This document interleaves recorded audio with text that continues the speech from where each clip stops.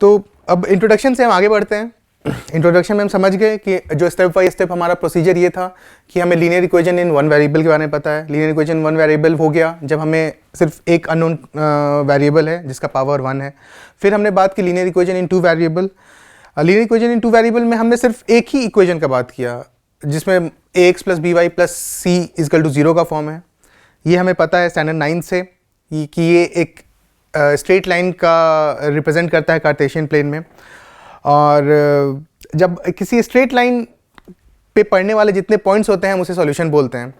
लेकिन अगर हमें एक यूनिक सॉल्यूशन चाहिए तो हमें एक और भी इक्वेशन ऑफ स्ट्रेट लाइन चाहिए होगा जो उस लाइन को अगर इंटरसेक्ट कर रहा है कहीं, तो हम जिसे सॉल्यूशन बोलते हैं और हमें एक यूनिक सॉल्यूशन मिलता है।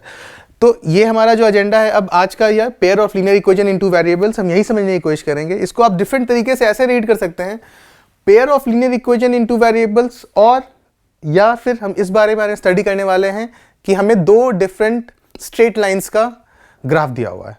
वो दो, ये अलजेब्राइक तरीका हो गया उसे लिखने का, pair of linear equation in two variables. Pair मतलब दो इक्वेशन दिया रहेगा, लीनियर इक्वेशन मतलब x और y का जो पावर होगा वो 1 होगा, और टू वेरिएबल्स चूंकि यहाँ पे x और y है मतलब दो वेरिएबल है जिसे आप खोजना चाहते हैं।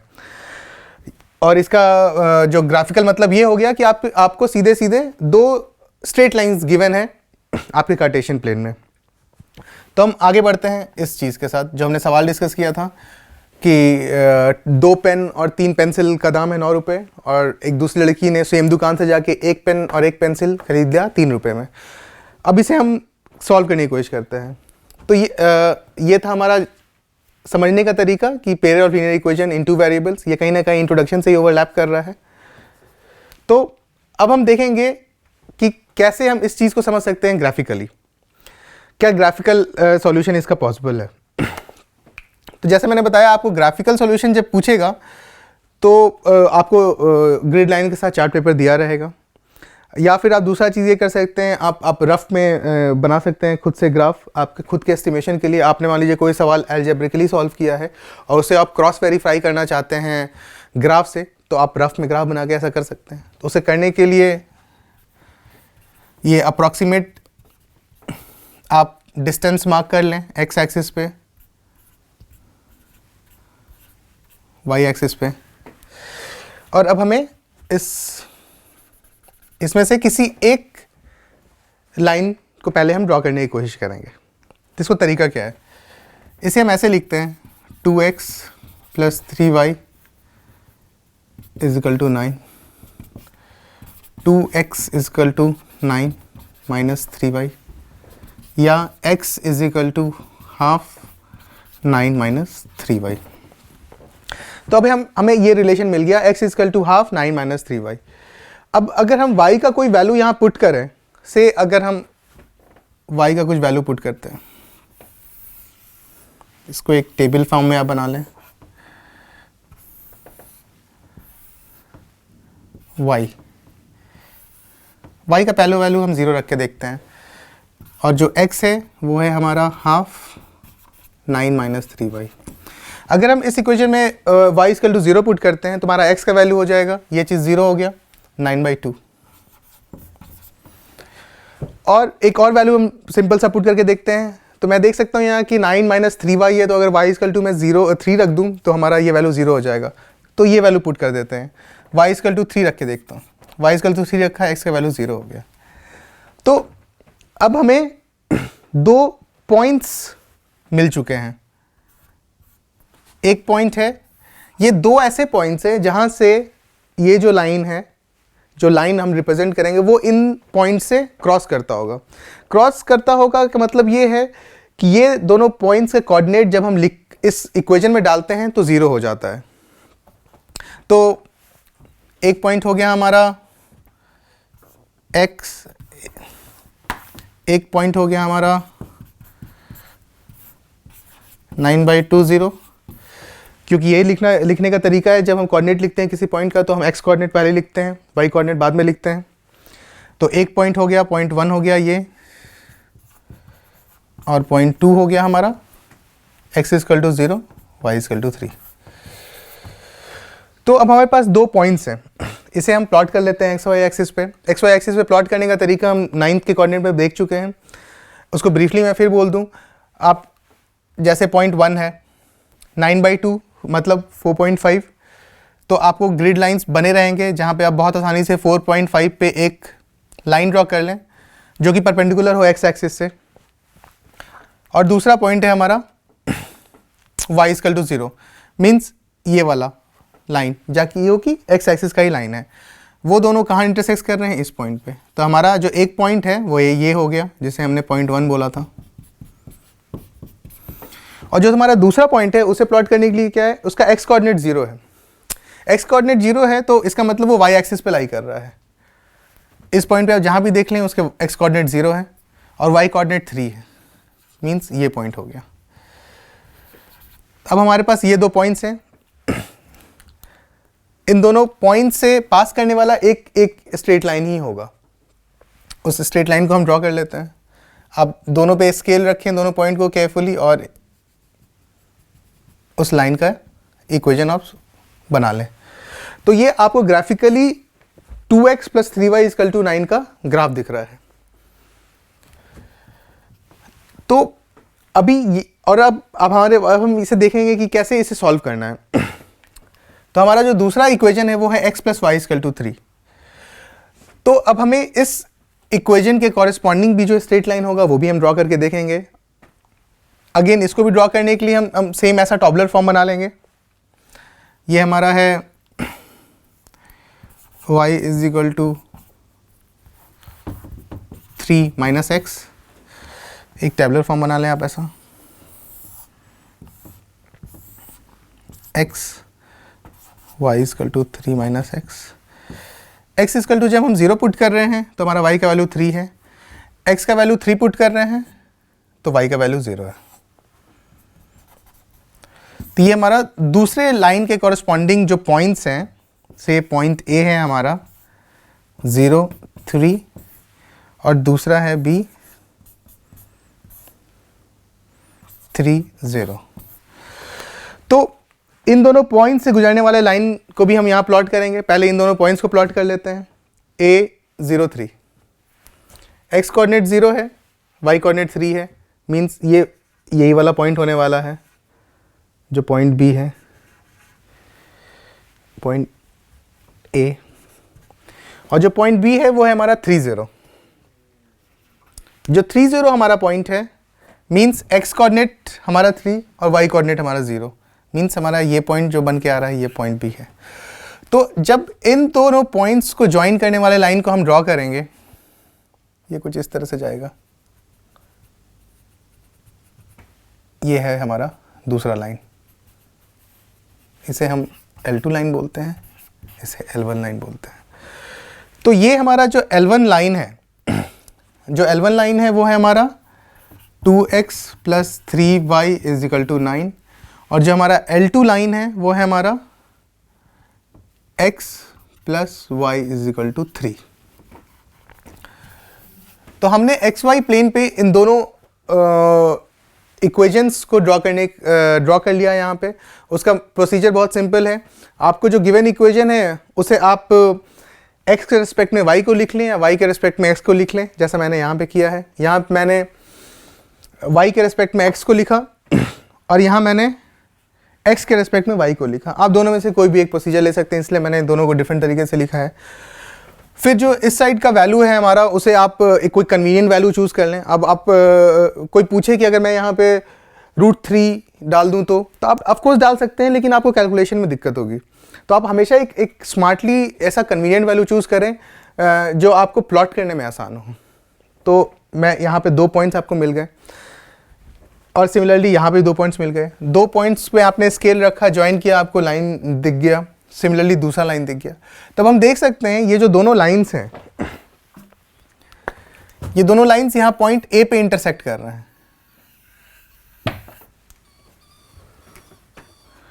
ये यहाँ पे इंटरसेक्ट कर रहे हैं। तो ये जो पॉइंट A है, ये हमारा सॉल्यूशन हो गया इस pair of linear equation in 2 variables का। क्योंकि ये जो A पॉइंट है सॉल्यूशन का क्या मतलब है, जैसे मैंने बताया था सॉल्यूशन अगर आप ग्राफिकली देख रहे हैं तो सॉल्यूशन का मतलब वो है जहाँ पे जो दो ग्राफ्स हैं, अभी जो हमेशा स्ट्रेट लाइन हम पढ़ने वाले हैं, तो जो दो स्ट्रेट लाइन जहाँ इंटरसेक्ट कर रहे हैं तो जो पॉइंट ऑफ इंटरसेक्शन है वो सॉल्यूशन है। और अगर हम इसे अलजेब्रिकली समझने की कोशिश करें तो एक ऐसा पॉइंट जिसका वैल्यू दोनों इक्वेशंस को सेटिस्फाई करता हो या फिर दोनों इक्वेशंस को उसमें वैल्यू पुट करने पे कोऑर्डिनेट का वो जीरो हो जाए। तो यहाँ में ये क्लियर तो दिख रहा है कि ये पॉइंट ऑफ इंटरसेक्शन है जो आप ग्राफ पेपर से आप लिख सकते हैं 0 3 सॉल्यूशन।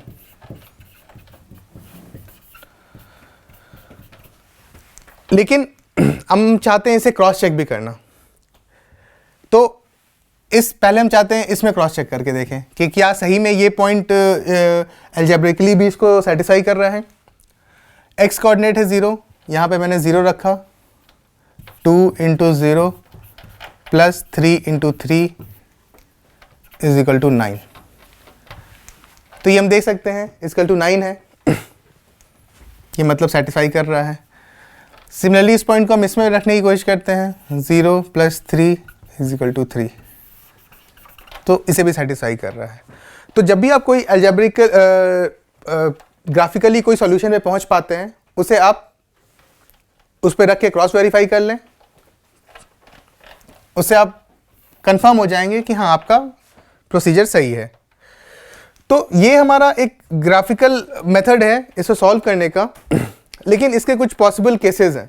यहाँ पे हमने देखा कि ये दोनों जो इक्वेशन ऑफ स्ट्रेट लाइंस है एक सर्टेन पॉइंट पे इंटरसेक्ट कर रहे हैं, लेकिन यहाँ पे और भी काफ़ी सारी पॉसिबिलिटीज़ हैं अगर आपको दो स्ट्रेट लाइन दिया हो तो। इनफैक्ट ये आप खुद भी सोच सकते हैं, अगर मान लीजिए एक्स वाई प्लेन बना हुआ है आपके सामने,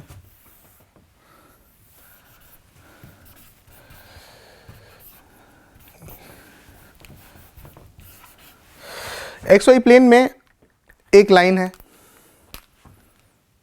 ये एक लाइन है L1। अब मैं पूछूं क्या क्या पॉसिबिलिटीज है एक दूसरे लाइन का अभी, तो एक पॉसिबिलिटी ये है एक दूसरा लाइन बिल्कुल ट्रेन की पटरी की तरह इसके पैरेलल जाता हो। इतना पैरेलल बना नहीं पाया मैं, होप करता हूँ आपका ड्राइंग इससे बेटर रहे एग्जामिनेशन में। तो ये L1 L2 बिल्कुल रेलवे ट्रैक की तरह पैरेलल जा रहा है, मतलब ये दोनों कभी इंटरसेक्ट नहीं करेगा, ये इन्फिनिटी तक ऐसे एक्सटेंड करता रहेगा। दूसरा पॉसिबिलिटी ये है कि एक ऐसा लाइन हो जो यूं जा रहा हो, मतलब वो L1 को किसी एक पॉइंट पे इंटरसेक्ट करता हो। और ये हमें आप विजुलाइज करना ही बहुत आसान है कि अगर दो इंटरसेक्ट करने वाला लाइन है तो वो चाहे तो यहाँ एक पॉइंट पे इंटरसेक्ट करेगा, या फिर दूसरा पॉसिबिलिटी ये है एक ऐसा लाइन जो सीधे इस पे ही लाई करता हो, जो L1 पर ही चल रहा हो। मतलब एक लाइन है, मान लीजिए L4, या यहाँ समझने की कोशिश करते हैं, एक और लाइन है L4, इसको मैंने इस फॉर्म में दिखाया है, ये एक्चुअली इसके ऊपर रहेगा। तो अगर एक ऐसा लाइन है L4 जो कि एक्चुअली में सेम लाइन है L2, एक दूसरे को ओवरलैप करता हुआ, तो यहाँ पे हम देख सकते हैं infinite number of solutions possible है। सॉल्यूशन का क्या मतलब था, जहाँ दो लाइंस एक दूसरे को इंटरसेक्ट करते हो। तो जब दो लाइंस एक दूसरे पर ही पड़ रहे हैं तो वो हर एक पॉइंट पे एक दूसरे को इंटरसेक्ट कर रहे हैं, और अगर हर एक पॉइंट पे एक दूसरे को इंटरसेक्ट कर रहे हैं तो कितने सॉल्यूशंस पॉसिबल हैं, उतने सॉल्यूशंस, मतलब उतने पॉइंट्स जो उन दोनों लाइंस पे लाई कर रहे हो, मतलब इनफाइनाइट, अनलेस एंड अनटिल कुछ स्पेशल केसेस हो। अगर कोई बोले कि कुछ इंटीग्रल सॉल्यूशंस हैं, जो हम स्पेशल केसेस में डिस्कस करेंगे। लेकिन अगर आपको बोला जाए कि दो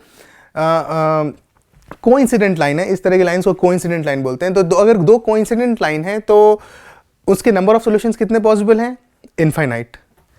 अगर दो पैरेलल लाइंस हैं तो उसके नंबर ऑफ सॉल्यूशंस कितने हैं, 0, क्योंकि वो कहीं कभी कभी किसी एक दूसरे को इंटरसेक्ट नहीं करने वाला है।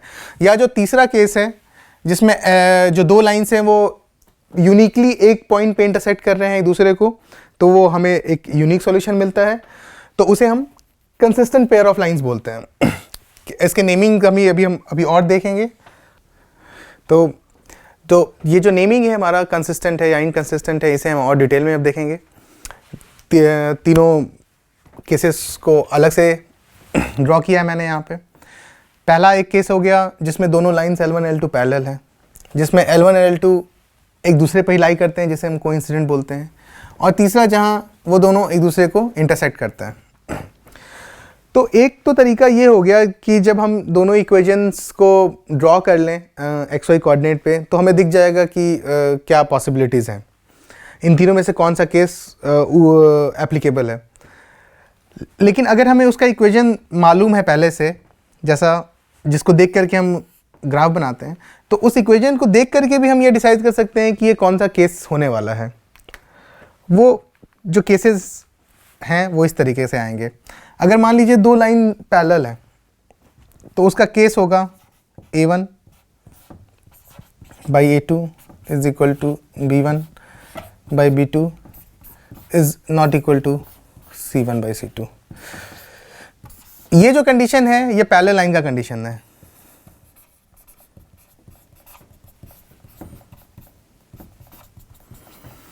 और इसे देखना बहुत आसान है।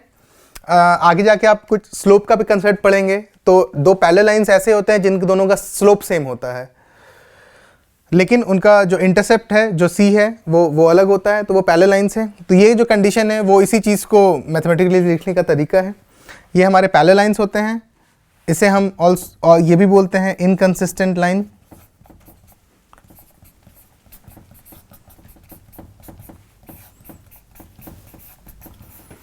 या इसका नो सॉल्यूशन। नो सॉल्यूशन इसलिए क्योंकि ये दोनों पैरेलल लाइंस कभी एक दूसरे को इंटरसेक्ट नहीं करने वाले हैं। तो ये हमारा एक केस हो गया। अगर L1 L2 अगर आपका इक्वेशन गिवन है, जिसे आप स्टैंडर्ड फॉर्म में पहले लिख लेंगे। मान लीजिए कोई भी रैंडम आपको दो इक्वेशन दिया हुआ है, 2x + 3y = 10, x + y = 9। तो पहला काम आप ये करेंगे, इसको स्टैंडर्ड फॉर्म में चेंज कर लेंगे। 2x + 3y - 10 = 0, x + y - 9 = 0। यहाँ पे इसको भी मैं 2 लिख देता हूँ।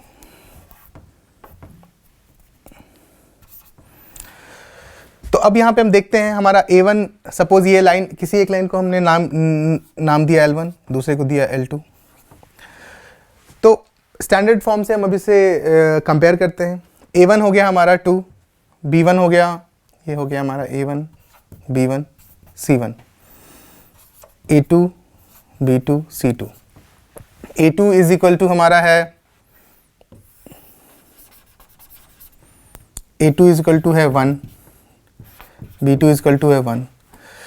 सो देयरफॉर जब हम A1 बाई A2 लिखते हैं तो हमारा हो गया 2/1। B1 बाई B2 लिखते हैं, ये भी हो गया 2/1। लेकिन जब हम C1 बाई C2 लिखते हैं तो वो हमारा हो रहा है -10 बाई -9 मीन्स 10/9। इट मीन्स कि हमारा A1 A2 is equal to B1 B2 जैसा हम लोग देख सकते हैं, but it is not equal to C1 by C2। तो ये हमारा कंडीशन हो गया पैरेलल लाइन का। पैरेलल लाइन का मतलब हो गया वो दोनों हमेशा एक दूसरे के पैरेलल रहने वाले हैं, इसलिए वो कभी इंटरसेक्ट नहीं करेंगे। कभी इंटरसेक्ट नहीं करेंगे इसका मतलब कभी उनका कोई सॉल्यूशन नहीं होगा। और इस तरह के लाइंस को हम बोलते हैं इनकंसिस्टेंट लाइंस। तो दो तरीका हो गया, हम समझ गए। एक तो हो गया आप ग्राफिकली ड्रॉ करके देख लें, या दूसरा हो गया कि आप A1 A2 B1 B2 C1 C2 का रेशियो लिखें और इसमें देखें अगर A1 A2 is equal to B1 B2 is not equal to C1 C2 है तो वो पैरेलल लाइंस है। तो ये हो गया हमारा पैरेलल लाइंस को समझने का तरीका, कि पैरेलल लाइंस हम सिंपली अलजेब्राइक तरीके से इक्वेशन देख के कैसे इस्टेब्लिश कर लें, हमें ड्रॉ नहीं करना पड़े कि हाँ वो पैरेलल लाइंस हैं या नहीं हैं। जो दूसरा हमारा केस है जहाँ L1 L2 कोइंसिडेंट लाइंस हैं, कोइंसिडेंट लाइंस एक दूसरे पे वो लाई कर रहे हैं। तो सेम इसमें भी एक अलजेब्राइक तरीका है जिससे हम पता कर सकें दो इक्वेशंस को देख करके कि क्या ये दोनों कोइंसिडेंट लाइंस हैं। उसके लिए हम फिर देखते हैं, अगेन हमारा वही स्टैंडर्ड फॉर्म रहेगा, A1x + B1y + C1 = 0, L2 A2x + B1y B2y + C2 = 0। अगर हमारा ये इक्वेशन है और हमारा ये कंडीशन आ जाए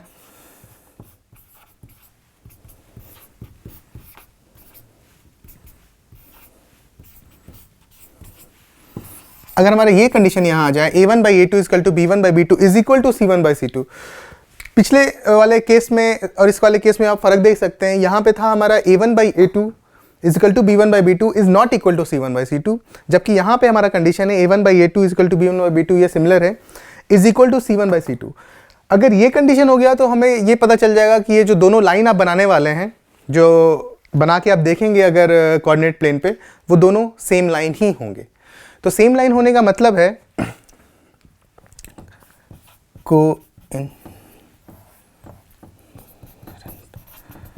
उसे हम बोलते हैं कोइंसिडेंट लाइंस। चूंकि ये दोनों लाइंस एक दूसरे पे ही लाई कर रहे हैं, इसका मतलब इसके इनफाइनाइट सॉल्यूशन हो गए।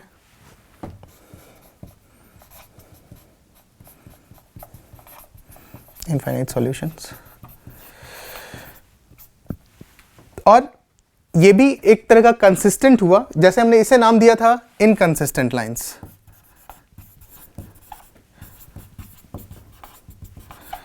Inconsistent pair of lines. तो जहां ये दोनों कोइंसिडेंट हैं उसे हम कंसिस्टेंट पेयर ऑफ लाइंस बोलते हैं, लेकिन उसे डिपेंडेंट बोलते हैं। तो ये हो गया हमारा डिपेंडेंट, इसे हम लिख सकते हैं कंसिस्टेंट, ब्रैकेट में dependent, dependent pair of lines, pair of line. तो ये हो गया तरीका देखने का कि अगर हमें सिर्फ इक्वेशन स्टेट, जिसका इसे हम एक सिंपल एग्जांपल की तरह समझने की कोशिश करते हैं। मान लीजिए एक इक्वेशन का लाइन दिया हुआ है 2x plus 3y plus 6 is equal to 0। ये मैंने सीधे स्टैंडर्ड फॉर्म में लिख दिया। हो सकता है आपको जो सवाल है वो सीधे स्टैंडर्ड फॉर्म में नहीं हो, वो सब अगेन उसी तरह के वर्ड फॉर्मुलेशन में हो कि कोई बच्चा गया, उसने 2 टॉफ़ी खरीदी, 3 पेन खरीदा, उसका दाम 6 रुपये है। दूसरा बच्चा गया, उसने सेम पेन 1 खरीदा, सेम पेंसिल 2 खरीदा, उसका दाम कुछ दूसरा आया। तो आप उसे जब लिखेंगे उसे आप हमेशा स्टैंडर्ड फॉर्म में चेंज कर लें। स्टैंडर्ड फॉर्म के लिए आपको कुछ नहीं करना है, बस जो RHS साइड है, RHS साइड को आपको हमेशा राइट हैंड साइड को 0 कर देना है। तो उस तरफ जो भी है आप उसे लेफ्ट हैंड साइड में ले लें। तो ये मैं सीधे स्टैंडर्ड फॉर्म में लिख रहा हूँ। और एक दूसरा जो लाइन है वो मान लीजिए है 4x plus 6y plus 12 is equal to 0। तो आपको ये पेयर ऑफ लाइन दिया रहेगा जो हमारा है pair of linear equation in two variable. आपको pair of linear equation in two variables दिया हुआ है और आपसे सवाल ये पूछा जाएगा कि पहला एक तरीके का सवाल ये हो सकता है, draw the lines and find out whether these pair of lines are consistent और इनकंसिस्टेंट, या फिर if the following given pair of lines are intersecting at one point और दे आर पैरेलल्स। तो क्या जो भी केस हो, आप अगर उसमें एक्सप्लिसिटली ये सवाल ये रहेगा जिसे आपको ड्रॉ करके बताना है, आपको उसके साथ ग्राफ पेपर रहेगा जिसे आप उसे प्लॉट करेंगे। और अगर आपको सीधे पूछा जा रहा है कि आप ये शो करें कि ये कौन सा क्राइटेरिया इसमें फिट बैठ रहा है, तो आप सीधे रेशियोज लेकर देख सकते हैं। यहाँ पे अगेन इसको स्टैंडर्ड फॉर्म से कंपेयर करें। ये इसे L1 मान लीजिए, इसे L2 मान लीजिए, ये हमारा A1 हो गया, B1 हो गया, ये हमारा C1 हो गया, A2 हो गया, B2 और ये C2। तो अब हम इस फॉर्मूला, ये जो है हमारा कंडीशन, उसमें रखने की कोशिश करते हैं। A1 बाई A2 हो गया हमारा 2 by 4 is equal to half. B1 by B2 हो गया हमारा 3 बाई 6 इज इक्वल टू हाफ। और C1 by C2 is equal to 6 by 12 is equal to half. तो ये आप देख सकते हैं कि ये हमारा ये कंडीशन आ गया। A1 by A2 equal to half है, B1 by B2 equal to half है, C1 by C2 equal to half है। इसका मतलब जब आप इस गिवन लाइन को आप प्लॉट करने की कोशिश करेंगे XY प्लेन में, तो आपको सेम लाइन ही मिलने वाला है। सेम लाइन मतलब कोइंसिडेंट लाइन, इसका मतलब इनफाइनाइट सॉल्यूशंस, या एक और तरीका इसे बोलने का कंसिस्टेंट बट डिपेंडेंट। तो ये नेमिंग है। नेमिंग कहीं ना कहीं आपको ध्यान रखना होगा, लेकिन कहीं ना कहीं अगर आप इसको सोचने की कोशिश करें दो तरीके में, कि कभी भी दो लाइन है XY प्लेन में, ये या तो एक दूसरे को इंटरसेक्ट करेगा, या एक दूसरे के पैरेलल होगा, या एक दूसरे पे ही लाई करेगा। ये 3 केसेस ही पॉसिबल हैं। तो जब 3 केसेस में जहाँ जहाँ एक दूसरे को वो इंटरसेक्ट कर रहे हैं, चाहे तो यूनिकली इंटरसेक्ट कर रहे हैं या ओवरलैप कर रहे हैं, उसे हम बोलते हैं कंसिस्टेंट पेयर ऑफ लाइंस। और जब कंसिस्टेंट पेयर ऑफ लाइंस बोल रहे हैं उसमें 2 केसेस हो गया, एक हो गया जिसमें यूनिक सॉल्यूशन है ये वाला, या दूसरा है जिसमें डिपेंडेंट है, एक के ऊपर एक है। तो जब डिपेंडेंट कंसिस्टेंट है तो इसका मतलब उसे वो है पैरेलल कोइंसिडेंट लाइंस। और दूसरा केस था जब ये दूसरे को इंटरसेक्ट नहीं कर रहे हैं, पैरेलल जा रहे हैं, तो ये हमारा inconsistent pair of line, consistent नहीं है, इनकंसिस्टेंट है। तो ये हमारा एक बेसिक नॉमेनक्लेचर है। तो 2 केसेस अभी तक हम लोग ने देखे, जब 2 गिवन पेयर ऑफ लाइंस जो है हमारे वो चाहे तो पैरेलल हो, तो पैरेलल में क्या तरीका था देखने का? सिंपल, आप दोनों लाइंस को स्टैंडर्ड फॉर्म में चेंज करें, दोनों का रेशियो निकालें, a1/a2 = b1/b2 और c1/c2 का निकालें, और इन दोनों के बीच का रिलेशन टेस्ट करें। उससे आपको पता चलेगा या तो वो पैरेलल्स हैं या कोइंसिडेंट हैं। और अब हम तीसरे केस की ओर बढ़ेंगे जो हमारा इम्पॉर्टेंट है, जहाँ वो एक पॉइंट पे एक दूसरे को इंटरसेक्ट कर रहे हैं। मतलब एक यूनिक सॉल्यूशन दे रहा है, सिर्फ एक सॉल्यूशन ही मिल रहा है। एक सॉल्यूशन को ही हम लोग यूनिक सॉल्यूशन बोलते हैं। तो जब एक सॉल्यूशन मिल रहा है तो अगेन आपको अगर 2 लाइंस गिवन है, x + y = 2, x + 2y = 1, अगर आपको गिवन है 2 लाइंस, तो पहला तरीका हो गया ग्राफिकल तरीका, जहाँ पे आपको बना करके देखना होगा एक दूसरे को वो किसी एक पॉइंट पे इंटरसेक्ट कर रहे हैं या नहीं, और अगर कर रहे हैं तो आपसे सवाल पूछा जा सकता है कि आप ग्राफिकली ही फाइंड करें या लोकेट करें उस पॉइंट को, या दूसरा अलजेब्रिकली टेस्ट करने का। तो अगेन ये हमारा L1 है, ये L2 है, इसको स्टैंडर्ड फॉर्म में चेंज कर लें, x + y - 2 = 0, L2 हो गया x + 2y - 1 = 0। इसे लिखने के बाद हम समझ गए a1 = 1, b1 = 1, c1 = -2।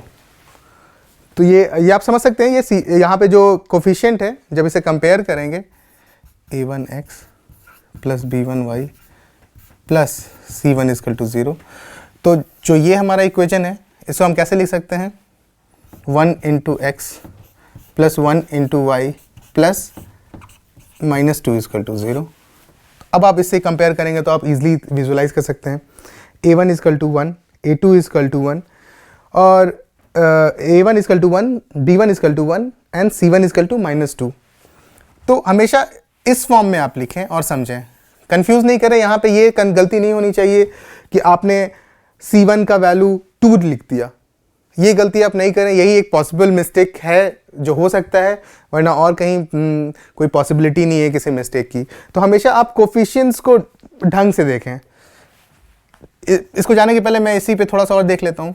मान लीजिए कोई पॉइंट है -2x + 3/2y - 6 = 6। तो इसे आप स्टैंडर्ड फॉर्म में कैसे चेंज करेंगे? डिनोमिनेटर कॉमन लेकर कर लें, ये हो जाएगा -4x + 3y 2 = 6।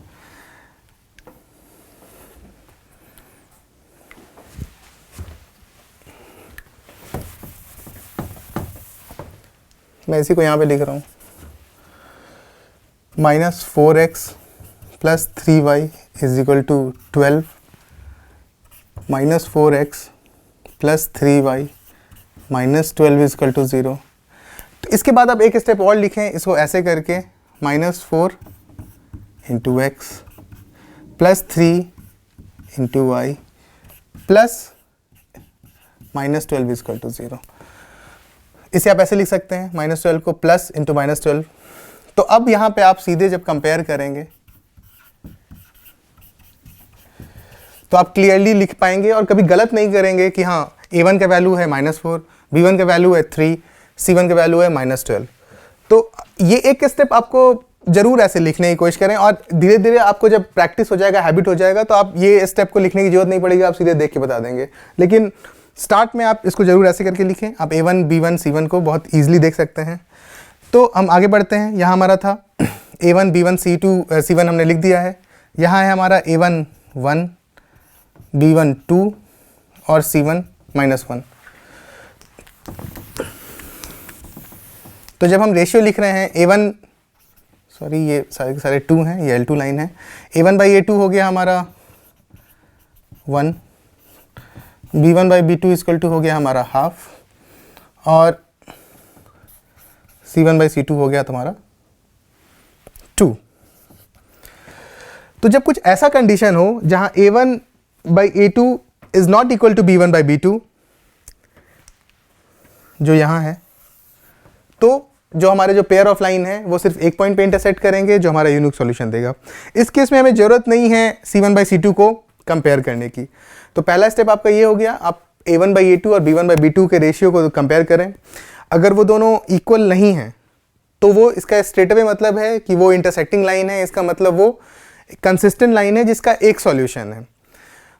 दूसरा केस आता है जब A1/A2 और B1/B2 इक्वल हो गए। जब इक्वल हो गए तब वहां से दो सब केसेस पॉसिबल हैं। तब आप A1/A2 equal to B1/B2 is equal to C1/C2 check करें। अगर ये भी हो गया तो इसका मतलब वो दोनों लाइन से हैं वो एक दूसरे पर ही लाई करते हैं। या ये हो गया A1/A2 is equal to B1/B2 is not equal to C1/C2, इसका मतलब ये पैरेलल लाइंस हो गए। तो इसको अगर मैं एक फ्लो चार्ट में समझाने की कोशिश करूं या बस रिप्रेजेंट करता हूं जिससे आपको एक समझ में आता रहे, स्टेप्स जो हैं,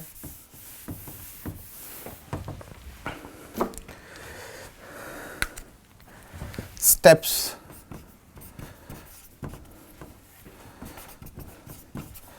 to check. Steps to check का मतलब steps to check whether the lines, the pair of given lines are consistent or inconsistent or what could be the cases। तो पहला स्टेप आप शुरू करें, आप फर्स्ट कैलकुलेट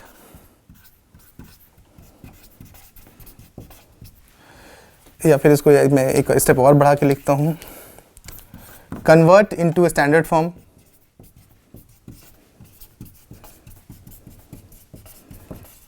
स्टैंडर्ड फॉर्म पहले आप स्टैंडर्ड फॉर्म में चेंज कर लें। स्टैंडर्ड फॉर्म में चेंज करने वक्त आप अपना जो प्रिकॉशन जो मैंने बताया उसको हमेशा डिटेल में लिखें ताकि जो कोफिशिएंट्स लिखने में आप गलती नहीं करें। स्टैंडर्ड फॉर्म में लिखने के बाद जो पहला है आप पहले ये वैल्यू देखें, A1/A2 एंड B1/B2। अब यहाँ दो केसेस पॉसिबल हैं, if A1/A2 is equal to B1/B2 या दूसरा A1/A2 is not equal to B1/B2। तो जिस केस में आपका A1/A2 is not equal to B1/B2 आ गया, उस केस में आप स्ट्रेट अवे लिख पाएंगे कि हमारा जो ये दोनों लाइन है जो L1 L2 रहेगा वो हमारा कंसिस्टेंट लाइन है जिसका एक यूनिक सॉल्यूशन है, जहां हमें सीधे ये कंडीशन मिल गया। तो अगर आपको दो लाइंस का कंडीशन देख रहे हैं, आपको ये मिल गया, आपका प्रॉब्लम वहीं सॉल्व हो गया। लेकिन अगर आपको मान लीजिए मिल गया A1/A2 is equal to B1/B2, तो यहाँ पे आपको एक स्टेप ऑल सॉल्व करना पड़ेगा।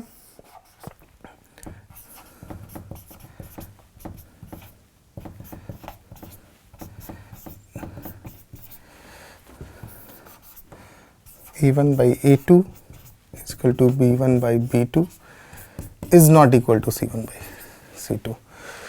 तो जहां पे A1/A2 is equal to B1/B2 is equal to C1/C2 हो जाए, इसका मतलब ये हमारा जो हमारा कोइंसिडेंट लाइंस है वो हो जाएगा इनफाइनाइट सॉल्यूशन का।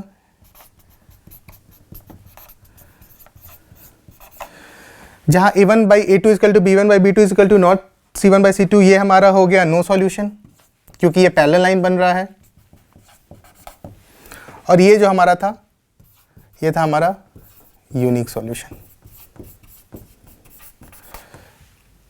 इंटरसेक्टिंग लाइंस जिसे हम बोलते हैं, इंटरसेक्टिंग लाइंस हो गया ये हमारा। नो सॉल्यूशन हो गया हमारा पैरेलल लाइंस।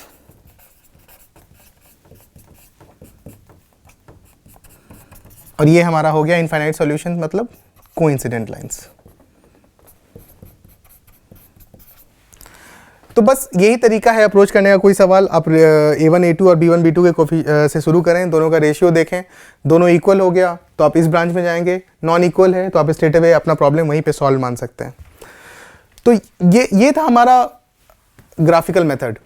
जिसमें हमने सारे केसेस समझ गए जिसे आप ड्रॉ कर सकते हैं। अब हम अलजेब्राइक मेथड देखेंगे।